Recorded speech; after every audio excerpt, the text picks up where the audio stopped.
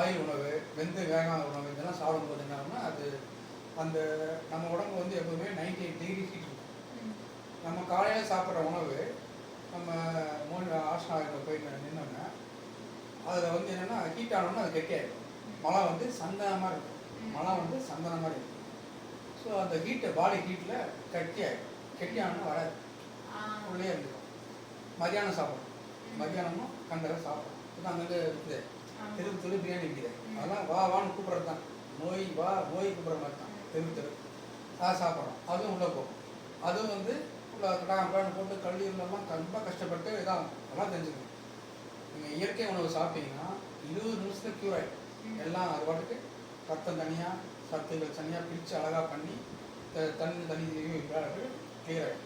ஆனால் நீங்கள் செயற்கை உணவு சாப்பிட்டீங்கன்னா 24 மணி நேரம் அவ்வளோ கஷ்டப்படுறாங்க. உடம்பு வந்து உள்ளே அவ்வளோ வேலை டிசைன் பண்ணி அதை பிரித்து அது நல்லது கெட்டதெல்லாம் கரெக்ட் பண்ணி எல்லாத்தையும் அதை போட்டு ரொம்ப கஷ்டப்படும். அதாவது எப்படின்னா இப்போ நீங்கள் ஒரு நூலை கண்ணாக்கான சுற்றி விட்டு எப்படி கஷ்டப்படுவீங்க, அது மாதிரி நம்ம வயிறு கல்லீரெல்லாம் அவ்வளோ கஷ்டப்படும். அவ்வளோ போராடி அதை கிளியர் பண்ணி அதை அனுப்பிட்டுலாம் அவ்வாறு ஓதி போயிடும். அது வந்து திருப்பி ஒன்று அனுப்புவோம். இந்த மாதிரி அனுப்புறதுனால தான் பிரச்சனை இருக்குது. அப்போ உங்களுக்கு ஆட்டோமேட்டிக்காக மோஷன் போகாது. ஏன்னா நீங்கள் அன்கண்ட்ரோலில் போயிட்டுருக்கீங்க, தப்பான முறையில் சாப்பிட்டு வச்சுருக்கீங்க. அப்போ அந்த சிஸ்டம்லாம் நின்று போயிடும். அப்போ மோஷன் போகாது. போகணும் அப்படின்னா என்ன பண்ணணும்னா நிறைய பழங்கள், இரவு நிறைய பழங்கள் சாப்பிடணும். இரவு மட்டும் நிறைய பழங்கள் சாப்பிடணும். பழங்கள் சாப்பிடணும். பழங்கள் வந்து எல்லா பழங்களும் சாப்பிடணும். எந்த பழமும், அதாவது கடவுள் கொடுத்த உணவு, மனுஷன் கொடுத்தது, கடவுள் கொடுத்த உணவு எதை வேணால் சாப்பிடணும். ரொம்பலாம் ஆராய்ச்சி பண்ண தேவையில்லை. கடவுள் வந்து இயற்கை கரெக்டாக கொடுக்கும். இப்போ பாருங்கள், இப்போ வெயில் காலம் ஆரம்பிச்சிருச்சு. அங்கே ரோட்டில் என்ன இருக்குது, தர்பூசணி பழம் இருக்குது, வாட்டர் மிலாக்னு சொல்கிறோம். அதுக்குள்ளே அவ்வளோ தண்ணி இருக்குது. அந்த தர்பூசணி பழத்தை ஜூஸ் எல்லாம் போட்டு குடிக்காமல் எடுத்து பல்லால் கடிச்சு ஒரு 5 பீஸ் சாப்பிட்டீங்கன்னா போதும். உங்களுக்கு 3 மணி நேரத்துக்கு வயிறு பசிக்காது. 3 மணி நேரத்துக்கு தூக்கம் வராது. 3 மணி நேரத்துக்கு அவ்வளோ உற்சாகமாக இருக்கும். இப்போ டாக்டர்லாம் பார்த்தீங்கன்னா வீக்கானோடனே குளுக்கோஸ் சேர்த்துவாங்க. ஒரு 2 பாட்டு குளுக்கோஸ் சேர்த்துனா நல்லா இருப்பாங்க. அந்த மாதிரி இதை வந்து குளுக்கோஸ் சேர்த்துங்க. இது அடிக்கிற வெயிலுக்கு 105 டிகிரிவே அடித்தாலும் ஒன்றும் பண்ணாது. அந்த ஒரு 3-4 பீஸ் சாப்பிடணும். அதை ஊறுகாய் மாதிரி தொட்டுக்கூடாது. 3 பீஸ் 4 பீஸ் சாப்பிடணும். சுகர் இருந்தாலும் சாப்பிடுங்க, ஒன்றும் ஆகாது, உயிரெல்லாம் போகாது, பயப்படாது. 3-4 பீஸ் சாப்பிட்டீங்கன்னா அவ்வளோ கெத்தாக இருக்கும். கடவுள் கரெக்டாக கொண்டு வந்து கொடுப்பாரு வெயில் காலத்தில். அதே மாதிரி அதுக்கு இன்னொரு ஒரே ப்ராப்ளம் போர்டு தான் இன்னொன்று இருக்கும். அது பேர் வந்து கிட்னி பழம். கிட்னி பழம் வரும். கிட்னி பழத்தை சாப்பிடணும். அதை கட் பண்ணி மிக்சியில் போட்டு அதை வந்து சர்க்கரை சேர்க்கக்கூடாது, ஐஸ் சேர்க்கக்கூடாது, அப்படியே குடிச்சு சாப்பிடணும். ஐஸ் சேர்த்து குடிக்கவே கூடாது. சொன்னீங்களே ஹார்ட் அட்டாக், ப்ரெஷர், எல்லாத்துக்கும் அதுதான் ஐஸ் வாட்டர் குடிக்கிறது தான். ஐஸ் வாட்டர் குடிக்கவே கூடாது. உங்களுக்கு ரொம்ப ஜில்லுன்னு தேவைப்படுதுன்னு நினச்சிங்கன்னா ஒரு தண்ணியை குடிச்சிட்டு வந்து, இது தண்ணி இருக்கு இல்லையா, தண்ணி இப்போ தொட்டு பாருங்க கீழே ஜில்லுன்றது அவ்வளோ. அதாவது வெளியில் ஹீட்டாக இருந்தால் இது தானாக உள்ள ஜில்லுன்னு ஆகிடும். பனிக்காலத்தில் பார்த்து தண்ணி ஆட்டோமேட்டிக் சூடாகும். இப்போ நம்ம மழை பெய்யுது, மழை பெஞ்சால் நீங்கள்லாம் பயந்து ஒழுவீங்கன்னா, மழை பெஞ்சதுன்னா செல்ஃபோனு பணம் எல்லாத்தையும் எடுத்து ஒரு பிளாஸ்டிக் கவரில் சுற்றி வண்டிக்குள்ளே வச்சுட்டு ஹெல்மெட்டையும் கழட்டி வச்சுட்டு அப்படியே ஆனந்தமாக மழை நனைஞ்சிட்டே வரும். ஒரு செக்கப் அப்படின்னா நீங்கள் ஒரு 2 மணி நேரம் மழையில் நனைஞ்சிட்டு வந்து தலையெல்லாம் துவட்டிட்டு படுத்து தூங்கிட்டு காலையில் முழிக்கும்போது உங்களுக்கு ஜுரம் வரக்கூடாது, இன்னும் வரக்கூடாது, தலையும் வலிக்கக்கூடாது. இதெல்லாம் வரலன்னா இவர் பர்ஃபெக்ட்லி ஆல்ரெட்னு அப்படி தான் பண்ணுங்க. மழை வந்ததுன்னா ஆனந்தமாக அப்படியே குளிச்சுட்டு வருங்க. ஒரு ஷவர், நேச்சுரல் ஷவர் குளியது தான் ஆனந்தமாக எல்லாம் நம்ம பார்ப்பாங்க. எல்லாம் ஓடி போய் ஒழிவாங்க. ஒரு சிலர் சனியை மழை வந்துருச்சு அப்படின்னா ஒரு தெய்வம், அது அன்னை மாறி புரியுங்களா, மலை நம்ம அதை வந்து மாறி அம்மான்னு தெய்வமாக கும்பிடுறோம். அதை சனியன்னு சொல்கிறாங்க, நிறைய பேர் ரோட்டில் சொல்கிறாங்க சனியை மழை வந்துருச்சுன்றாங்க. நான் அப்படி இல்லை, அதை ஆனந்தமாக கொண்டாடும். அது விடுங்கும்போது அப்படின்னா நம்ம உறுப்புகளுக்கெல்லாம் அவ்வளோ உற்சாகமாக இருக்கும். ஒரு குழந்தை தாய்ப்பால் குடிச்சா அந்த குழந்தைக்கு எவ்வளோ ஆனந்தமாக இருக்குமோ அவ்வளோ ஆனந்தமாக இருக்கும் மழை தண்ணி உடம்புல பட்டுச்சுன்னா. சரிங்களா, மழை தண்ணி பட்டால் ஜுரம் வராது, சளி பிடிக்காது, எதுவும் ஆகாது. ஆகும். எப்போ ஆகும்னா உள்ளுக்குள்ளே ஏதாவது பிரச்சனை இருந்ததுன்னா அது வெளியே தள்ளும். மழை தண்ணி வந்து ஃபுல்லாக ஆக்சிஜன், நம்ம ஆக்சிஜனே கிடையாது, கம்மி ஆக்சிஜன் வெளியே. அப்போ என்னன்னா உள்ளே போயிட்டு ஏதாவது மிஸ்டேக் இருந்ததுன்னா உடனே அது சரி பண்ணுறது தலைவலிக்கும், ஜுரம் வரும். பரவாயில்ல, 2 நாள் படுத்துட்டு வேலைக்கு ஜுரம் சரியானோன்னா வேலைக்கு போங்க, அவ்வளோதான். நான்லாம் ஒரு ஹாஃப் டே நான் கொடுத்துருக்கேன் மலையில், ஒன்றுமே கிடையாது. சம்டைம் தலையை தோட்டாமல் படுத்துருக்கேன், ஒன்றும் வராது. ஏன்னா எங்கள் சிஸ்டம் கரெக்டாக இருக்குது. சிஸ்டம் கரெக்டாக இருந்ததுன்னா எந்த நோயும் வராது. சிஸ்டம் தப்பாக இருந்தால் எல்லா நோயும் வரும், அவ்வளோதான்.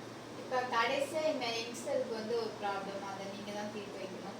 இப்போ பார்த்தீங்கன்னா வெயில் சீசன், அதனால எங்களோட கடல்லாம் ரொம்ப கருப்பாயிடுது, அப்புறம் பிம்பிள்ஸ்லாம் ரொம்ப வந்துது. இதுக்கு வந்து நாங்கள் அது எந்த மாதிரி நாங்கள் கையாளலாம்? அது என்னென்னா, இப்போ வந்து வெளியிலையும் சூடு அப்படிங்கும்போது உடம்பு வந்து ஆட்டோமேட்டிக்காகவே சின்னஸ் ஆகிடும். ஏன்னா வேர்த்து வந்து உடம்பு சுட்டு பாருங்கள், வெயிலில் போயிட்டு வர்றோம், நம்ம உடம்பு என்ன ஆகணும், வேர்க்கணும், அது சூடாக இருக்கணும். ஆனால் சூடாக இருக்காது. வெயில் அடிச்சோன்னே பிரெயின் தவறை கொடுத்துரும், நம்மளால் வெயில் இருக்காரு, எல்லோரும் சில்னஸ் பண்ணுங்கள் பாடியேன்னா சில்னஸ் பண்ணி வேர்க்க ஆரம்பிச்சிடும். உடம்பு தொட்டு பாருங்கள், ஜில்லுன்னு தான் இருக்கும். அதே மாதிரி பனிக்காலத்தில் நீங்கள் பனிக்காலத்தில் பாருங்கள், உங்கள் உடம்பு சுடும். எப்படின்னா ஆப்போசிட் கொண்டு வரும் பாடி. இந்த பிரெயின் இருக்கு, கடவுள் வந்து உடம்பு படைக்கும் போது உள்ளுக்குள்ளேயே ஒரு டாக்டரை படிச்சிடுறாரு, அவர் பார்த்துப்பார் எல்லாத்தையுமே. பிரெயின் ஒன்றே தகவல் சொல்லும், கண்ணு பார்த்தோன்னா எல்லாமே செஞ்சாங்க. ஓகே பாஸ் மழையில் நனைய போகிறாரு அப்படின்னா உடம்பு சூடாகிடும். தண்ணி போட்டோன்னா அது ஆட்டோமேட்டிக்காக சுடுவது தின்னு இருக்காது. அதே மாதிரி பனி காலத்தில் நீங்கள் உட்காந்து எந்திரிச்சு சுற்றி அந்த உட்காந்து 10 நாள் சுடும். அந்த சூடு எங்கேருந்து வந்துச்சு? பனிக்காலம் தானே, -டிகிரி தானே, எங்கேருந்து வருது இந்த சூடு? இயற்கையாக கடவுள் சிஸ்டம் பண்ணி வச்சுருக்காரு உள்ளுக்கு. அந்த சிஸ்டத்தை கவனித்து ஃபாலோ பண்ணாலே ஒன்றும் வராது. இப்போ சொல்லுங்கள், இன்னைக்கு நீ இப்போ கறி சாப்பிடாதுன்னா சாப்பிடக்கூடாது, அது மீறி சாப்பிடணும் வாய்ப்பு, அது இண்டிகேஷன் கொடுக்கும்.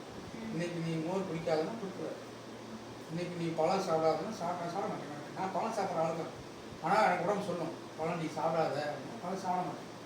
ஓகே அப்படின்ட்டு நல்லா ஆவியில் வேறு ஒரு இட்லி இடியாப்போம் அந்த மாதிரி சாப்பிட்டு ஒரு கிளாஸ் பால் சாப்பிட்டு குடிச்சு இந்த உடம்பு, அதாவது உடலின் மொழி அப்படின்னு நாங்கள் சொல்லுவோம், உடம்புடைய மொழி அதுவே சொல்லும். எனக்கு இப்போ ஸ்வீட் சாப்பிட கூட தோணுதுமாமே அவன் சாப்பிடணும். ஏன்னா இங்கே தேவையான இது நம்ம உடம்புக்கு எல்லா சத்தும் வேணும், உப்பு சத்து வேணும், சக்கரை சத்து வேணும், எல்லா விதமான சத்து வேணும். அப்போ அது குறையும் போது இண்டிகேஷன் கொடுக்கும். எனக்கு வந்து தினம் ஒரு நாள் தினம் கொடுத்துச்சு. நேராக போனேன், ஸ்வீட் கடைக்கு போனேன், 5 ஜாங்கிரி அப்படியே பொலன்னு ஜாங்கிரி சாப்பிட்டேன். ஒன்றும் அவருடைய சுகர் வந்து மயக்க மாட்டத்தில் ஒன்றும் ஆகுது. அதுதான் நம்ம உடம்புக்கு உப்பும் தேவை, இனிப்பும் தேவை, எல்லாமே தேவைக்கு. நீ கைகளில் வரேன். இப்போ ஸ்கின்னுக்கு என்ன ப்ராப்ளம் அப்படின்னா, வெயில் அதிகமாகும் போது உடம்பு வறட்சி அடைஞ்சிடும். அப்புறம் உடம்புல ஆக்சிஜன் கம்மியாகிடும். ஆக்சிஜன் கம்மியானாலே லோ பேட்டரி மாதிரி தான். ஃபோன் லோ பேட்டரி என்ன ஆகுனா ஒழுங்காக சவுண்ட் கேட்காது, அந்த லைட்டிங் கம்மியாகிடும். லோ வோல்டேஜ் டிவி வந்து என்ன ஆகும், லைட்லாம் கம்மியாக இருக்கும். ஃபேன் 5 வச்சாலும் 2 ஓடுற மாதிரி வரும். அதே மாதிரி ஹீட் அதிகமாச்சுன்னா உடம்பு லோ வோல்டேஜ் ஆகிடும். அந்த லோ வோல்டேஜை ஹை வோல்டேஜ் ஆகணும். என்ன அப்படின்னா, நீங்கள் வந்து கண்ட க்ரீமெல்லாம் உடம்புல பூசிக்காம புரியுங்களா, அவன் சம்பாதிக்கிறதுக்கு அவன் டிவியில் விளம்பரம் தர்றான், அதை பார்த்து நீங்கள் ஏமாந்து அதெல்லாம் வாங்கிட்டு மூஞ்சி தேய்ச்சிட்டாங்க. அதில் ஒன்றுமே கிடையாது, அதெல்லாம் வந்து குப்பை. என்ன பண்ணுங்கள், காலையில் நைட்டு தயிர், சுத்தமான தயிர் இருக்கு இல்லையா, கடையில் வாங்கக்கூடாது, நீங்களே வீட்டிலே செய்யணும். ப்ரிப்ரேஷன் பண்ணி அந்த தயிரை வந்து காலையில் எடுத்து தூக்கி முடிச்சோன்னா பால் எடுத்து உடம்புலாம் தேய்ச்சி, உடம்புலாம் கை காலெல்லாம் தேய்ச்சிட்டு 10 நிமிஷம் ஏதாவது ஃபோனை பாருங்கள், பேப்பர் படிங்க, அதெல்லாம் பண்ணிவிட்டு குளிச்சுக்கணும். இந்த தயிர் வந்து அந்த வேலையும் பண்ணிக்கணும், ஸ்கின்னை பாதுகாப்பு. ஒரு நாள் தயிர், ஒரு நாளைக்கு தக்காளி கட் பண்ணணும். தக்காளின்னா ஒரிஜினல் தக்காளி. ஏன்னா இப்போ டூப்ளிகேட் தக்காளி வருது, அதை நிறைய விற்கிறாங்க, ஆனால் அதை சாப்பிடாதீங்க. தக்காளி ஒரிஜினல் தக்காளி எப்படி கண்டுபிடிக்கணும் அப்படின்னா, தக்காளி கட் பண்ணோம்னா உள்ளுக்குள்ளே விதை இருக்கணும். விதை இருந்தால் ஒரிஜினல் தக்காளி, உள்ள விதையே இல்லை, சும்மா ரெண்டு விதை தான் இருக்குன்னா அது டூப்ளிகேட். இன்ஜெக்ஷன் போட்டு ஒரு ரூபாய்க்கு நம்ம விற்கிறான், அதை வாங்கி சாப்பிட்றோம், அது நோய் வரும், அது சாப்பிடாதீங்க. ஒரிஜினல் தக்காளி எடுத்து நல்லா அப்படியே ஃபுல்லாக தேய்ச்சி நைட் கூட தேய்ச்சி படுக்கலாம். உங்களுக்கு சளி பிடிக்காது, சைனஸ் ப்ராப்ளம் இல்லை அப்படின்னா நைட் படுக்கும்போது கூட தக்காளி கட் பண்ணி நல்லா கை கால் உடம்பு மூஞ்சி எல்லாம் டேஸ்ட் பண்ணணும். அந்த ஸ்கின்னு ஆனந்தமாக இருக்கும், ஸ்கின்னில் போய் ஆனந்தமாக இருக்கும். நீங்கள் அந்த கண்ட கிரீமை போட்டோம்னா ஒரு திட்டம் வடுவா இதை போய் போகிறானே அப்படின்னு, அதுக்கு அது பெரிய வெளி போக. ஸோ அதை செய்யணும். அப்புறம் ஹீட்டரை போட்டு குளிக்கக்கூடாது, ஹீட்டரை போட்டு குளிக்கவே கூடாது, நல்ல ஜில் தண்ணி தான் குளிக்கணும். இப்போ ஊட்டி இல்லை அமெரிக்கா போயிட்டோம், -டிகிரி இருக்குன்னா அப்போனா குளிக்கலாம். அப்போ கூட நம்ம பெரியவங்க சொல்லியிருக்காங்க, தண்ணி விளாடுன்னு இருக்காங்க. எப்படின்னா 100% ஹாட் வாட்டர் ஊற்றக்கூடாது உடம்புக்கு. புரியுதுங்களா? பாதி வந்து ஜில் தண்ணி இருக்கும், பாதி தண்ணி கொதிக்க வச்சுருப்பாங்க. ரெண்டையும் மிக்ஸ் பண்ணி தான் குளிப்பாங்க. நம்ம பெரியவங்க இந்த நாசாவன் இவன் எல்லாத்த விட அறிவாளிகள். புரியுதுங்களா? இன்னைக்கு உட்காந்து ஆராய்ச்சி சொல்லிட்டு இருக்கான். அதெல்லாம் இப்போ ஒன்று கண்டுபிடிச்சிருக்கு. 200 வருஷத்துக்கு முன்னாடி நம்ம தமிழர்கள் 4000 வருஷத்துக்கு முன்னாடி எல்லாமே கண்டுபிடிச்சி வச்சுட்டாங்க. புரியுதுங்களா? தண்ணியை விளாவும்பாங்க, விளாவிட்டு குளிப்பாங்க. புரியுதுங்களா? அந்த மாதிரி குளிக்கணும். அப்படி குளிச்சிங்கன்னா ஸ்கின் டேமேஜ் ஆகாது. அப்புறம் தண்ணி நிறைய குடிச்சிட்டே இருக்கும். ஏன்னா ஆக்சிஜன் கம்மியாகிடும். ஆக்சிஜன் கம்மியானோம்னா இந்த பாட்டிலோட தண்ணி குடிக்காதீங்க, நல்லது வச்சுக்கோங்க. எனக்கு உடம்பு கெடுதல் இருக்குது. இப்போ சக்கரை ஒரு தண்ணி இருக்குது, நீங்கள் இயற்கையான தண்ணி குடிக்கணும். கிணத்துல இருக்க தண்ணி இல்லையா, அந்த தண்ணி குடிக்கணும். அதில் ஆக்சிஜன் இருக்கும். அப்படி இல்லைன்னா லெமன் ஜூஸ் குடிங்க, அப்புறம் ஆப்பிள் ஜூஸ் குடிங்க.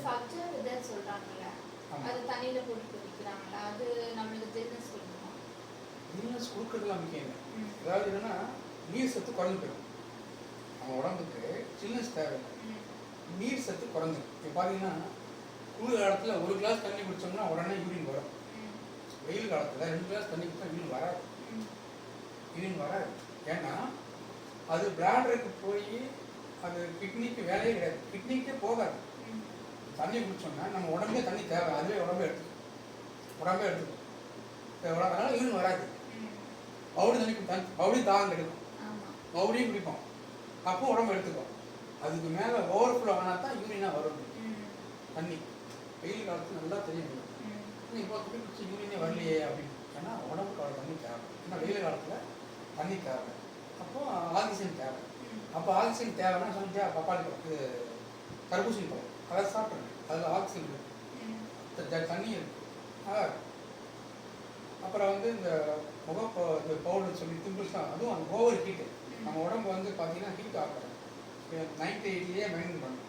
98 மெயின்டைன் பண்ணோம்னா குளிர் காலத்தில் தேவையில்லை, ஆனால் வெயில் காலத்தில் ரொம்ப எச்சரிக்கையாக இருக்கும். அதை கரெக்டாக மெயின்டைன் பண்ணணும். அது 99, 100லாம் கொண்டு வரக்கூடாது. ஒன்று ரொம்ப சிம்பிள். இப்போ வச்சு உங்கள் ஊதுங்க, நம்ம கையில் ஊதுங்க. ஜில் இருக்கா சூடாக இருக்கா? ஜில் இருந்தால் அந்த காற்று வந்து சூடாக இருக்காது.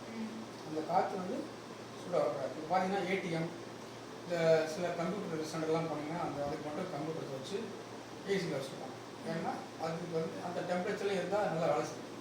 ஏன்னா வேலை செய்யும். ஏடிஎம்மில் எது ஏசி கொடுத்துருக்கோம், நல்லா வேலை செய்யும் இந்த டெம்பரேச்சர். அது மாதிரி நமக்கு வந்து ஒரு டெம்பரேச்சர் இருக்கும். அந்த டெம்பரேச்சரை மெயின்டைன் பாடி மெயின்டைன் பண்ணணும். அதுக்கு தான் என்ன பண்ணும், பிரெயின் கரெக்டாக தண்ணி தாகம் எடுக்க வைக்கும், தண்ணி குடிக்க சொல்லணும், அப்புறம் ஜூஸ் குடிக்க சொல்லணும். இந்த மாதிரிலாம் பண்ணணும். ஸோ இந்த செயற்கையான பாட்டில் வர பான்னு பிடிக்காது. வெளிநாட்டுக்காரன்னா பணக்காரனாக, சரிங்களா? நம்ம ஏழை விவசாயிகள், அவங்களும் பணக்காரனாக இருக்கணும். அதுக்கு என்ன பண்ணணும்னா பழ ஜூஸ் குடிங்க, இளநீர் சாப்பிடுங்க, தர்பூசி பழம் சாப்பிடுங்க, அப்புறம் கிண்ணி பழம் சாப்பிடுங்க. ஆட்டோமேட்டிக்காக உடம்பு சின்ன சார் குடிச்சு பாருங்கள். ஐஸ் போடக்கூடாது, பால் ஊற்றக்கூடாது, சர்க்கரை போடக்கூடாது, வெறும் பழத்தை மட்டும்தான். அப்போ ஆட்டோமேட்டிக்காக உடம்பு சின்னஸ் ஆகிடும். உங்களுக்கு அந்த பிரச்சனை வரவே வராது. 2 முறை குடிக்கணும், முடிஞ்சால் 3 முறை குடிக்கலாம், தப்பு கிடையாது. அப்புறம் உடம்புல வந்து அடிக்கடி தயிர் தேய்ச்சி, தயிர்னா ஒரிஜினல் தயிர். இப்போ வந்து எல்லாம் போலி தான் நிறையா வருது. ஒரிஜினல் தயிர் தேய்ச்சி, அப்புறம் தண்ணி நிறைய குடிச்சிட்டு அந்த தப்பு இல்லை. கிட்னிலாம் ஒன்றுமே பண்ணாது, கிட்னி எதுவுமே ஆகாது. தண்ணி நிறையா குடிச்சா கிட்னிக்கு நிறைய வேலை செய்யலாம். அதெல்லாம் கிடையாது. நல்லா ஒரு நாளைக்கு மினிமம் 5 லிட்டர்ஸ் குடிப்பேன், 5 லிட்டர் தண்ணி குடிப்பேன். சும்மா இருக்கும்போது குடிப்பேன் தண்ணி, சும்மா இருக்கும்போது கூட தண்ணி குடிப்பேன். மழை பெய்யும் தண்ணி குடிப்பேன். இன்னும் சொல்ல போனால் மழை பெய்யும் போது என்ன பைத்தியம் சொல்லுவாங்க, நான் ஐ டோன்ட் கேர். மழை பெய்யும் போது நாக்கை நீட்டிக்கும், தண்ணி அப்படியே குடிப்பேன். வண்டியில் வரும்போது நான் தண்ணியை குடிச்சுட்டே வருவேன். அது ஒரு இயற்கை. நம்ம இயற்கை அன்னை தவிர ஒரு மிகப்பெரிய அமிர்தம். புரியுதுங்களா?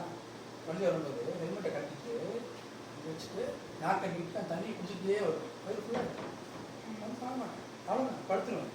அது எவ்வளோ பெரிய எனர்ஜி தெரியுமா? அது 10 பாட்டு குளுக்கோஸ் ஏற்றின மாதிரி அவ்வளோ எனர்ஜி. அந்த போனால் இந்த போனால் டிவியில் ஏமாற்ற நம்பர முடியும். அதெல்லாம் தேவை எப்படிங்க போகுது. அதுதான் மழை வரும்போது தண்ணியே குடிக்கணும். இன்னொன்று தான் அந்த மழை தண்ணி நீங்கள் தேங்கி வச்சு மண்பானையில் போட்டு குடிச்சிங்கன்னா ரொம்ப நல்லது. ஓகேங்களா? இப்போ நீங்கள் வந்து இன்னும் நிறையா சொல்லலாம், நிறைய விஷயம் இருக்குது. அடுத்த செஷனில் அதை பற்றி நம்ம நிறையா விரிவாக சொல்லலாம். சரிங்களா? இப்போது கோடை காலத்துக்கு தான் தண்ணி குடிச்சிக்கிட்டே இருங்க, மோர் குடிங்க, இளநீ குடிங்க. எந்த காரணத்தை கொண்டும் வெளிநாட்டு குளிர்பானங்கள் சாப்பிடாதீங்க, உடம்புக்கு கெடுதல் இருக்குது. நம்ம விவசாயிகளை காப்பாற்றுங்க, விவசாயிகளை வாழ வைங்க. ஸோ நம்ம இயற்கை விவசாயத்தில் வர இளநீ, வாட்டர்மெலன், கிருணி பழம் இதை மட்டும் சாப்பிடணும். நிறைய பழங்களும் சாப்பிடணும், உடம்பு ஜில்லுசினாகவே இருக்கும். நிறைய பழங்கள் சாப்பிட்டாலே ஸ்கின் மாறிடும், ஸ்கின்னு பழம் ஆகிடும். நீங்கள் வெளியில் போட்டு போஸ்டரை விட உள்ளுக்குள்ளே நல்லது பண்ணிட்டீங்கன்னா ஸ்கின்னு தானாகவே மாறிடும். அவ்வளோதான். பிம்பிள்ஸ்லாம் போட்டதுன்னா அதுக்கு நிறையா சொன்னது, அது அடுத்த செஷனில் வச்சுக்கலாம். ஓகேவா? நன்றிம்மா, நேரம் ஆயிடுச்சு. எங்களுக்கு போர் அடிச்சு வரலாம். Okay, right.